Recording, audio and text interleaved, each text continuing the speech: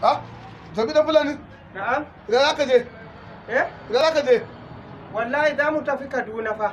Kaduna kuma? Yanzu zan tafi tasha wallahi Kaduna fa amin. To ai garin nan ma ba za ka fita ba za ka shiga Kaduna. Haba da gari ai. Don Allah ka bari mu zan je mu gani Adamu Jongo Aradu. Mai gida Adamu Jongo wannan wanda ana kallo shi a TV. Aradu. Ko shi ba zai ya haɗu da kai ba saboda cutar corona ba. Mu Adamu inda ya gani babu wani corona ɗin. Corona virus cuta ne. Don Allah to ina Buhari. Mai Najeriya ya kira corona ɗin ya kama shi mana akwai ƴan sanda ai. An gama mutum ne shi? Mutum da kira sojoji. Ba mutum ba ne. Cuta ce fa. Cuta? Jajjabi? Jajjabi ne?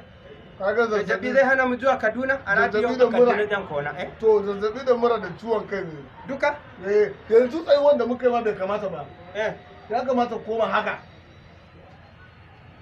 kar kai mini walakan shi do Allah ba wulakan ta mana ka zo ka kai ni do Allah tasha ina ne tasha ni yanzu sai dan baka kudi ka je gida kwanta kwanta ba? a radu ni ba wallahi yau a Kaduna za ta kwana. To wallahi ba ka tafi. A radu yau a Kaduna. Wallahi ba ka tafi. Eno ne bo. Wallahi ba ka tafi. Mu jan je in gani. Wallahi ba ka tafi.